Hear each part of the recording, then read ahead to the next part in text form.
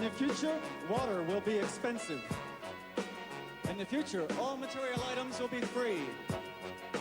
In the future, everyone's house will be like a little fortress. In the future, everyone's house will be a total entertainment center. In the future, everyone but the wealthy will be very happy. In the future, everyone but the wealthy will be very healthy.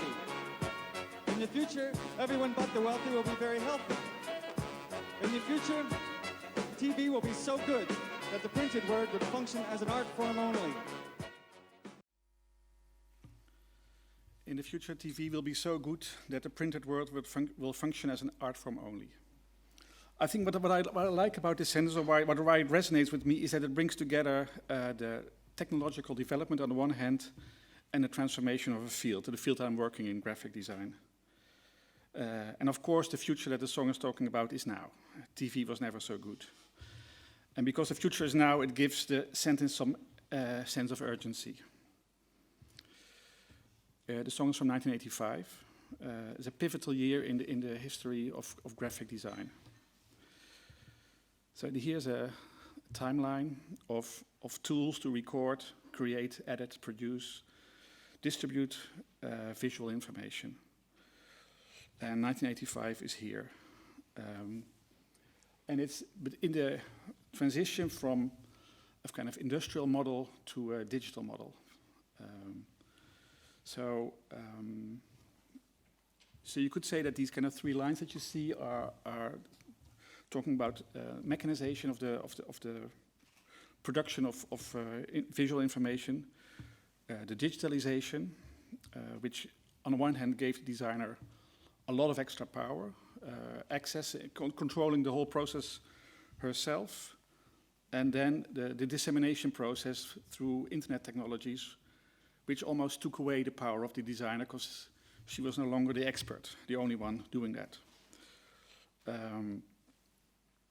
So the influence of digital technology on the design field has been theorized as this, and I'm especially interested in this part, the disappearance of the expert, the designer as the expert, and interactivity, so the relationship and a kind of user who is playing a more and more important role. And exactly that kind of boundary between the maker and the user, the designer and the user, is the thing that I'm researching in my PhD, and I will talk about it a bit later. The last line of the song is as this. In the future, there will be so much going on that no one will be able to keep track of it. And I think that's the irony of the information age. On the one hand, it empowers individuals to understand, explore, and shape their surroundings in a way that is unprecedented in terms of speed and scale. But despite all these new tools and technologies, the world seems more complicated than ever. The title of my lecture is More Matter with Less Art, Maps, Mappings, and Map Making in a Digital Age. And that title is not mine. It's a quote from Shakespeare. It's a conversation between Queen Gertrude and Lord Polonius, and Lord Polonius is a messenger. He's telling a message to Queen Gertrude, but he's using a very elaborate kind of form or way of formulating it, a very elaborate language, very artificial, and she doesn't like it. She wants it straight as it is. Give it to me as it is. More matter with less art. And then Lord Polonius says something beautiful. Madam, I swear I use no art at all. And that's my motto as a designer. Not to over-embellish it, but just give it to you as it is. So my lecture will consist of 5 chapters. I will talk about my practice, then I will talk about atlases. What we learned in my practice from atlases and how we use it in other forms of knowledge. Atlases without maps. I will talk a bit about map making, and then I will talk about my PhD research on new map making practices. So this is what my wife calls my 3 full-time jobs. So I have a studio in Amsterdam. I'm head of this master, and I'm doing this research. So I indeed graduated as an architect once, and I was more interested in the the politics of the representation of architecture than in bricks. So that's why I moved away from building to representing ideas about building. And I do that in a studio. So we're currently 7. So that's 5 women, 2 men at the moment, 5 nationalities. And all except one are trained as graphic designer. That's me.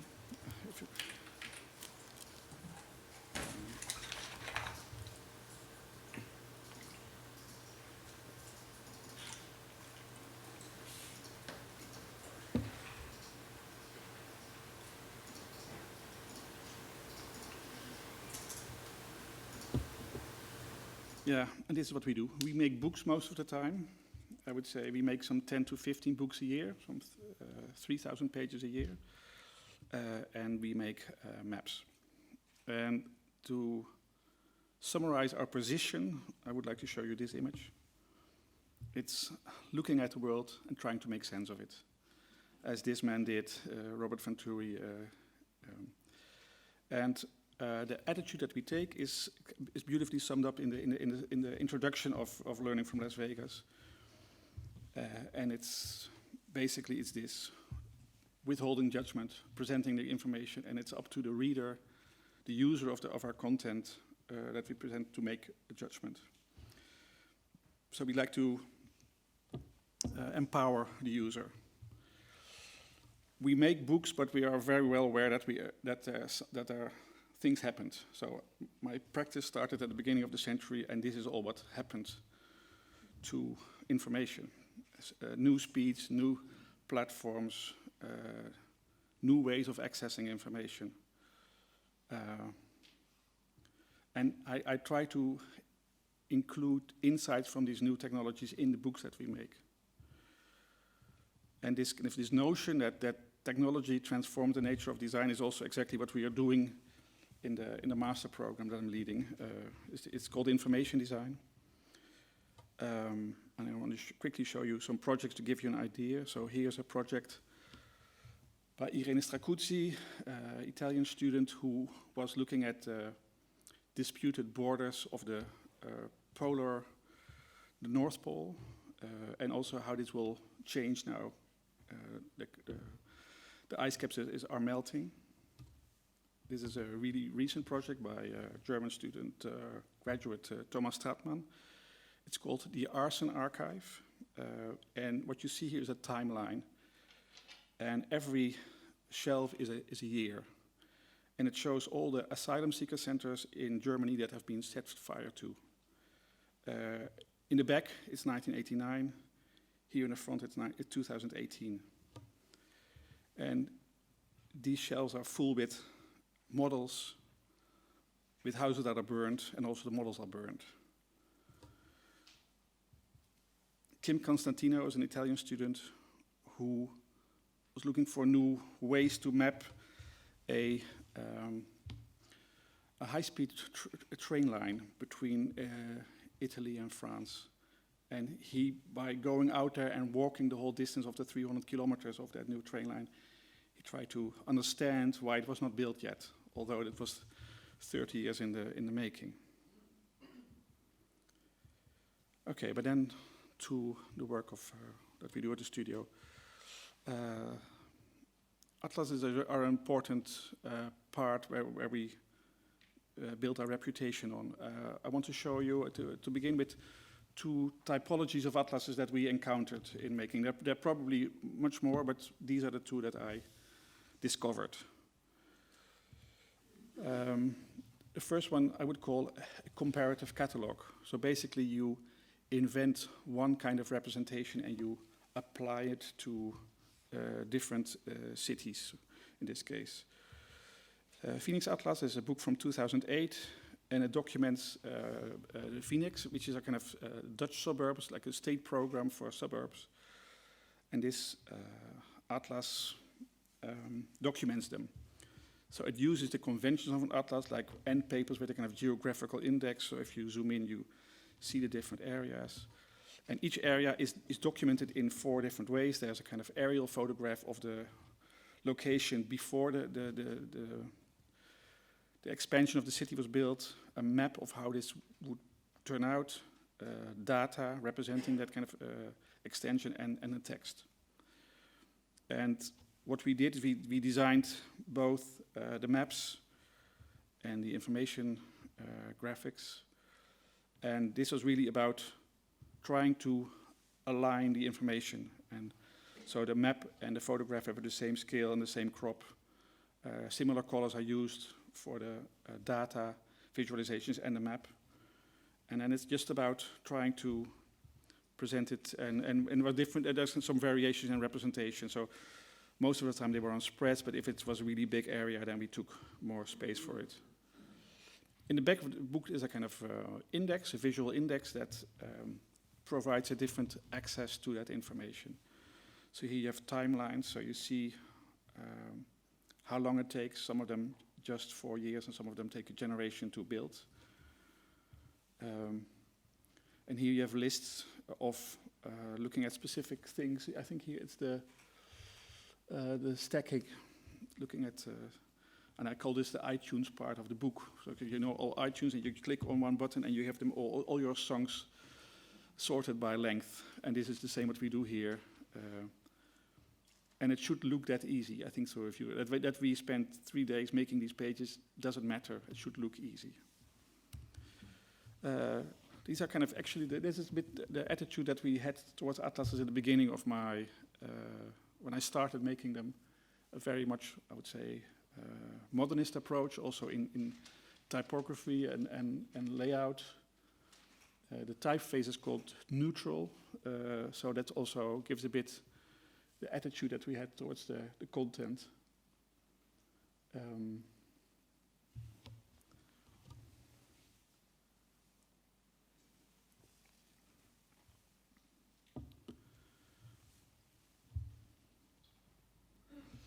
These maps are printed in 5 inks, not CMYK, not standard colors, but also including metallic and fluorescent inks. The photographs are printed in 3 tones, so also to have a very rich black.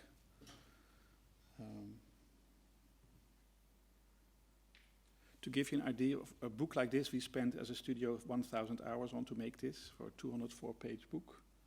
And of those 1,000 hours, 600 hours are spent on maps, just fine-tuning maps, looking at curves and at other things. Another atlas typology is, I would say, analysis by dissection. So really looking at a single thing and then peeling off and looking at it from different layers. This is the atlas about the new Dutch water defense line, which is a defense mechanism. It's kind of a hidden landscape in the Netherlands. We are a very flat country, we are a very wet country, and we found out some centuries ago that if you have 30 centimeters of water, it's a fantastic defense mechanism against foreign army, because it's not deep enough for a boat, and it's too deep for an army to walk in. So until there were planes, we were a neutral country. And this book is kind of documenting that hidden landscape, because all of a sudden it became very urgent, as we have occasionally too much water with climate change.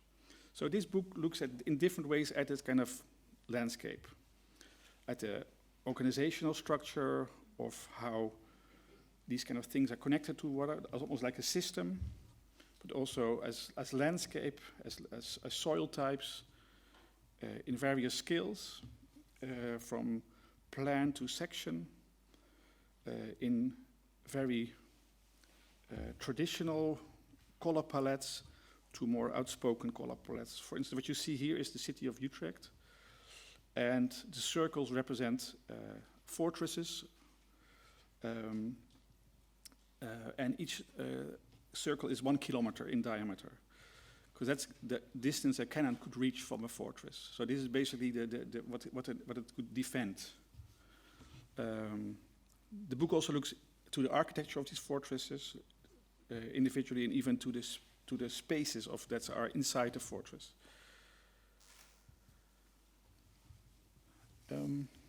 Somehow this way of approaching Atlas felt more right, not giving a singular representation, but exploring different representation, and that presenting them next to each other felt more appropriate if you to think about information nowadays.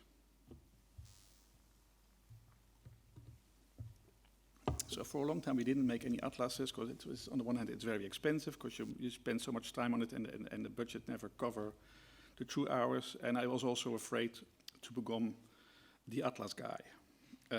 So we tried to make all sorts of other things, dictionaries, also books. And think in the end I failed because I'm still the atlas guy.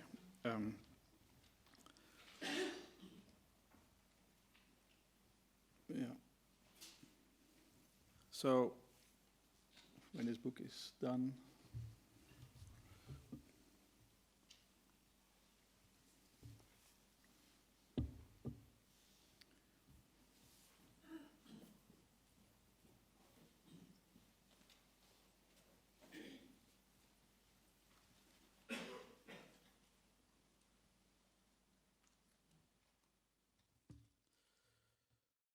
I want to talk about Atlas of the Copenhagens, which is one done with Dean Simpson, who was mentioned earlier. So it was a book that was actually, these are the proper years. So it's a project that took 7 years in the making. It started out as a workshop, so be aware, was what you did today, because it's with students, yes. Architecture students from the KDK Copenhagen. So I was part of that workshop, and I was also part of the editorial team working on the book. So of course there's a long tradition of architects looking at cities. I already showed you this guy. Maybe it's also interesting to look at Siam and 1934 Siam Congress, where they looked at the functional city, and it was there was a kind of legend devised by the architects, and then cities were drawn according to this legend throughout the world. I had the opportunity a few years ago to make the book of that kind of Siam for exhibition from the archives of the ETH, because somehow it ended in dispute. There's also architects among each other, they like to fight. And we worked with, we made the book of this thing, and we tried to keep it really in the language of the time. And if I would try to summarize that language, I would say it's the rhetoric of neutrality. And that's a quote from Robin Kinross. And so there was there's absolute certainty of how modernism saw architecture, cities, and the world was reflected in its graphic design. Of course, we've grown up since then, so we think in a more critical way about it. Johanna Drucker calls maps intellectual Trojan horses from the empirical sciences. So they are not interpretations, they are presentations of information. And she says that we should incorporate ambiguity and uncertainty in the design of these maps. And there I completely follow her, but then she shows this example, and then she loses me. My answer to this, or my take on this, or is this, and I already talked about it. It's not using a single representation, but also introducing contradiction to show the complexity of the cartographic construct. And that's what we applied in the Copenhagen Atlas. So this is the book. It looks at the city, Copenhagen, in 6 different ways.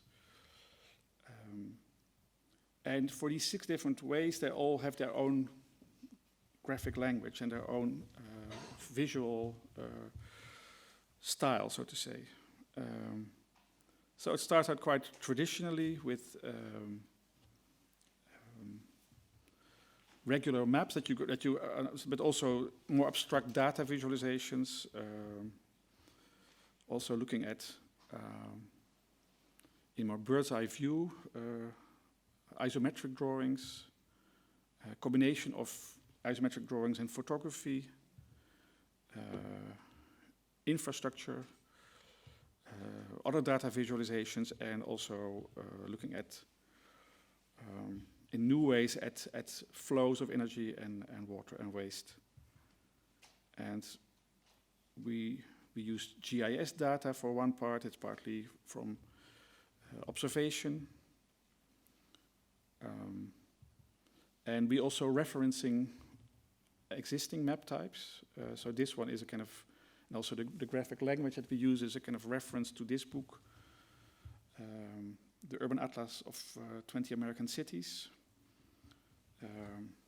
which uses also a kind of this system of circles and to represent data.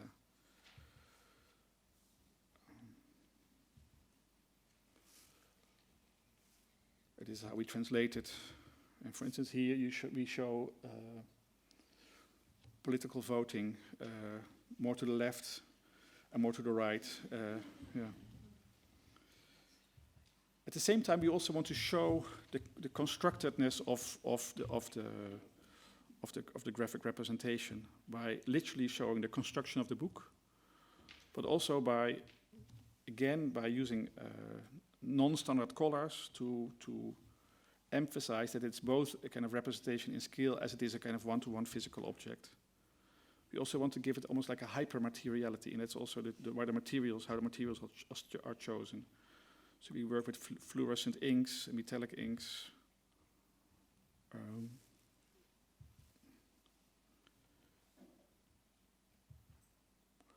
And even with this kind of color palette that we devise, 4 colors, we also use it for the color photography. So these are also using day glow inks. So it becomes almost a map because it's not standard, not CMYK.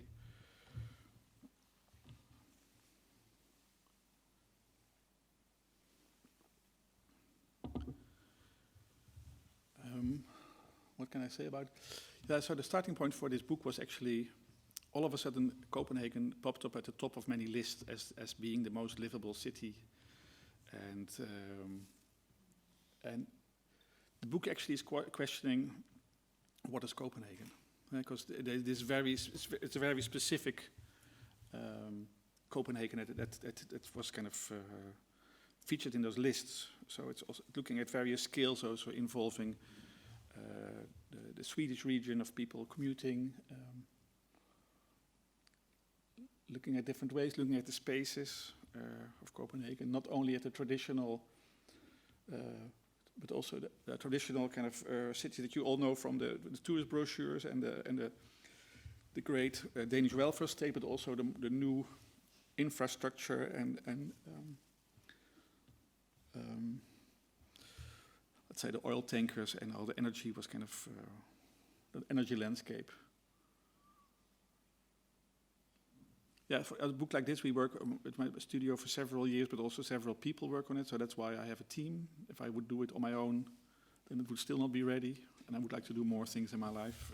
So that's the advantage of working with a team. So we found out that that atlas formats, as we developed it, really works for other content as well. So how we approach the atlas, it's about dealing with complex content. It's developed in such a way that it's kind of suited for non-linear reading.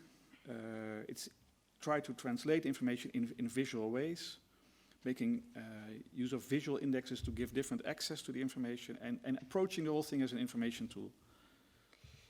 But we also do this can also be applied to other kind of content. So we do it for academic research, for instance. So for PhD dissertations, books with collaboration with universities. And again, Dean's book, Young Old, which was from 2015. But the premise of the book is actually that we used to have a very clear system. People were young, then they reached middle age, and they became old. But now we have people become older and the people stay healthier for a long time. So we have young old and old old. And those young old are independent, they are affluent, so they create their own utopias. They create their own kind of cities with their own infrastructure. Because for a golf cart, you don't need a driver's license and you can be drunk to drive it. So this is America, but also here the Costa del Sol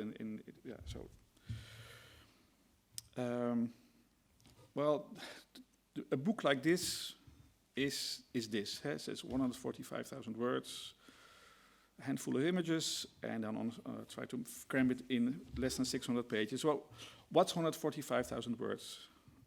It's this. So an average book length in Amazon is less than half of it.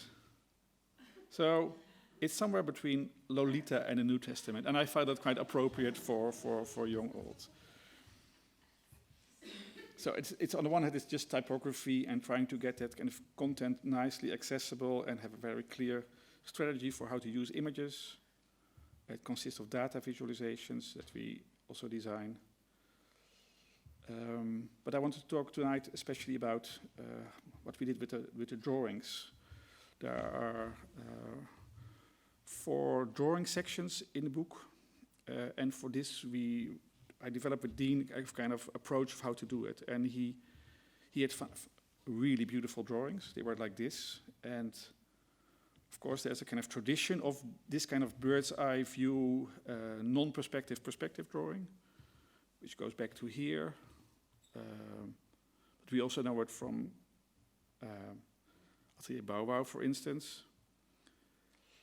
But when I was looking at it, I said, Dean, I think if we show it like this, people are going to read it as architecture. And I don't think that's your idea. It's not a formal aspect that you're interested in. You're more in the programmatic structure of that.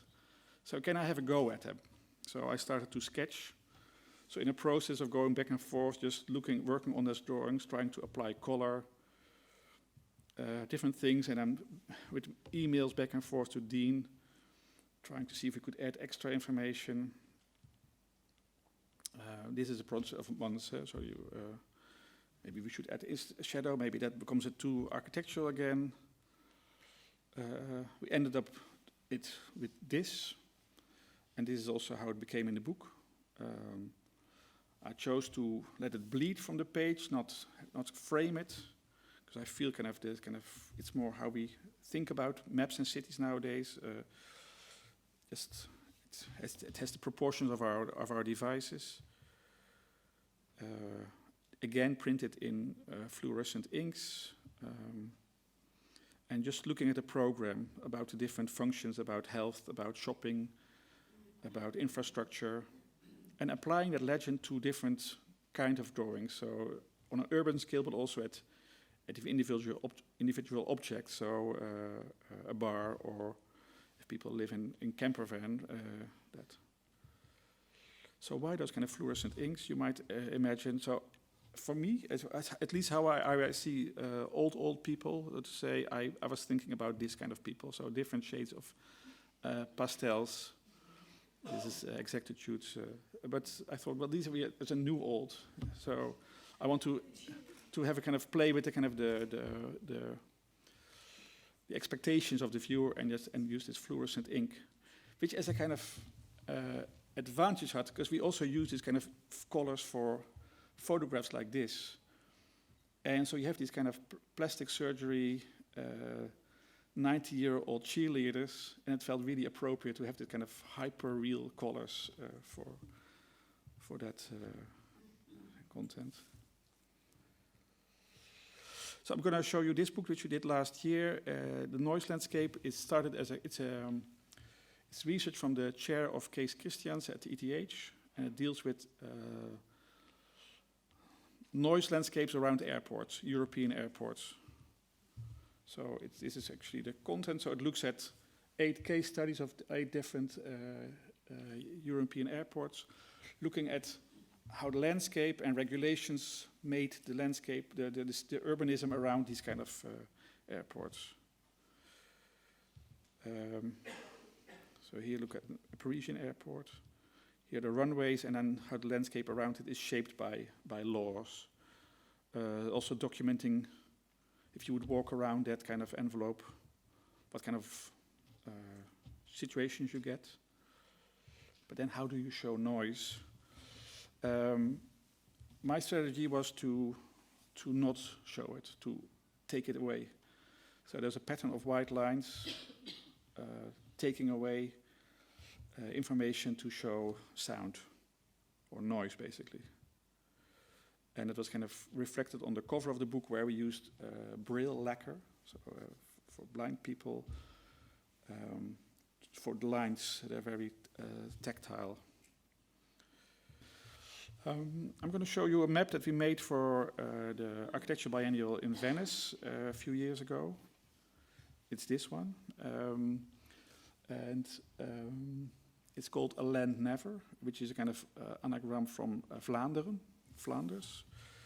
And for me, it was a kind of new experience, because I'm used to think like this. So I tell my stories by juxtaposing information, but this was not possible in this case. So, and also it was a completely different size. I'm used to work with think of the maximum printing size is 48 by 34 centimeters. I create juxtaposition, and I create a kind of hierarchical system. But here I wanted to make a big map. I can tell you later why. And it's more about the anarchy of layering information.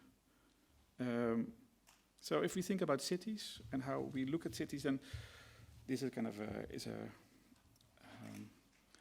famous reference taken on the 21st of December. It's 5 o'clock, so you have a long exposure time, and you could record the presence of people in the city. Somehow this is quite simple as a city, yeah? If you think about it, how it was kind of used. It's much simpler. This is much more complex. This is Belgium. So here you see on the same area, we see food production, living infrastructure, recreation, all on the same, all happening on top of each other. It's a soup of things.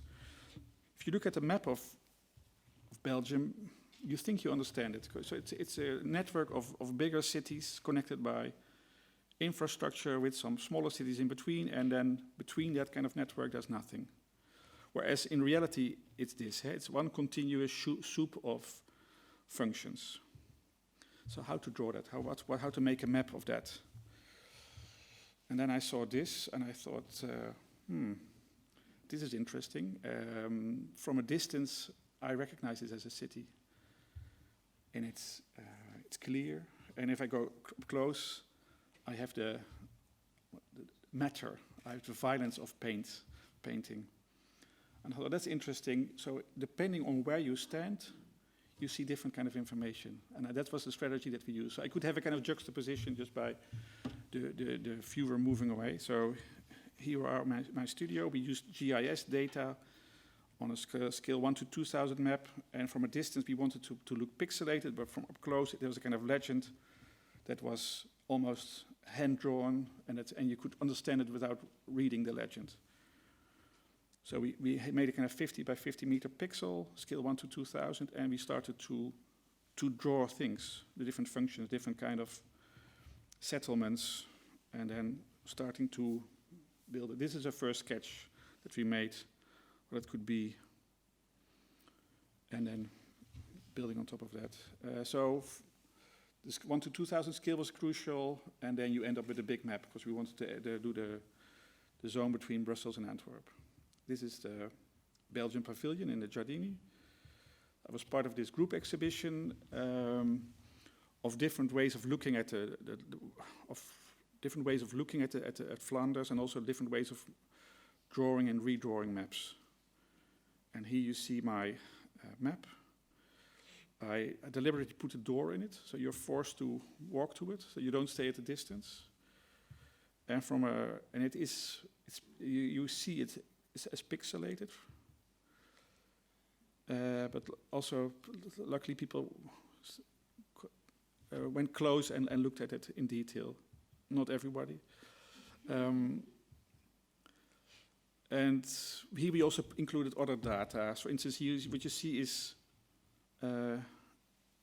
red horses. So we have two kinds of, we have red horses and orange cows. That's kind of a lot of the greenery outside is not used for food production, but is used for girls with horses, for recreation. And that has to do with, we made that apparent by having that as a kind of legend unit. And here you see some details. This is a project, I think, that took us half a year to make this map. And I think what I want to do is I want to question what a map is, and also question the certain aspects of a map. So a map is a kind of framed bit of reality, and and it's presented in a certain scale with a specific legend, and that's a map. And here we questioned it by taking things out of the map, but not showing it completely, questioning completeness of a map, by presenting in such a scale and such a size that it was not possible to see it for real. You never could grasp it in its entirety.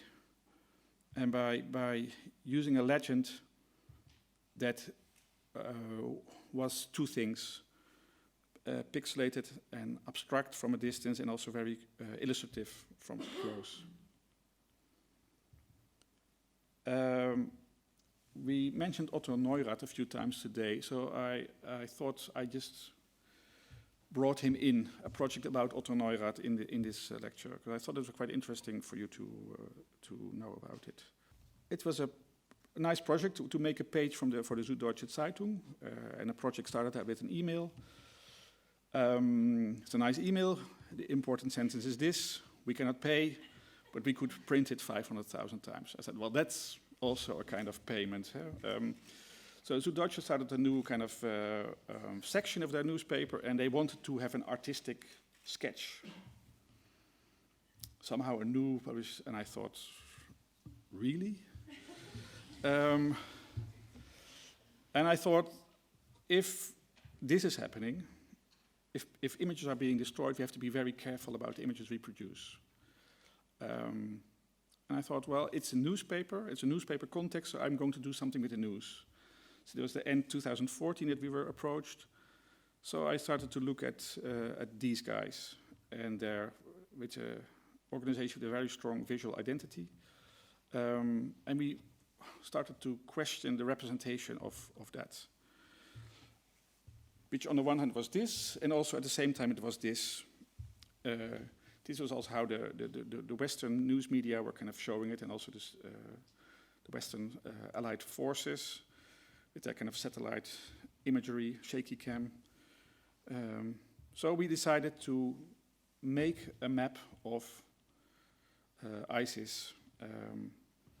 As a source, we used the website of the United States Central Command, which has a very, every day at the time, put out a kind of news report about what happened in Syria and Iraq. And basically it was a shopping list of things that they did. So they hit a bunker, a few vehicles, a bulldozer, etc. And then next to this kind of lists, which were kind of really designed not to be read, they posted unclassified imagery, which is the post-born shaky cam.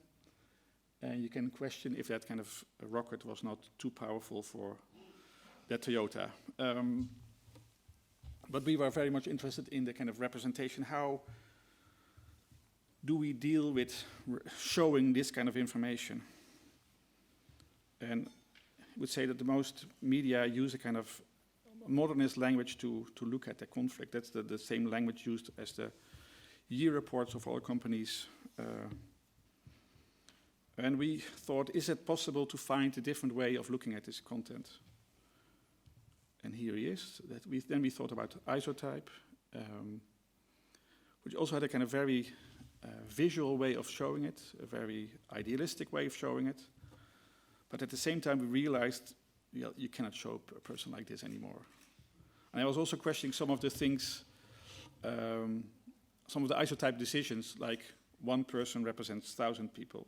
And I thought, well, I want to do 1,000 represents one person and not that. So we were thinking about Google Earth, because I think about Google Earth a lot. It's quite shocking for a map maker. And also how it's kind of, it shows this reality, this kind of bird's eye view. And we started to just draw and sketch how could we draw this kind of shopping list of the United States Central Command website. And then we found a way, which was this. And we thought we were going to make a kind of timeline of about 3 months of data. And then we ended up something like this. But it felt a bit not completely right. And it's very much according to the kind of the isotype kind of typology. But that kind of way of representing fits maybe an army like this, but not an army like this. So how can we find a different way of representing it? So we tried a lot of things, and then in the end it was quite simple. We're not going to draw one car, but we're going to draw 8 different cars. And so introduce a bit of chaos in the information visualization, which meant that this timeline became this timeline. And this is what it is. So you see 2 colors used, orange and blue, and it represents the things attacked in Syria and the things attacked in Iraq. And this was the page. We filled the maximum space that we got of the page. It was kind of the large, broad size thing. In rotation, offset printed. And here you have the legend. And thank God we had German, because Panzer is so much cooler than tank. And here the colors, Iraq and Syria. Thank you.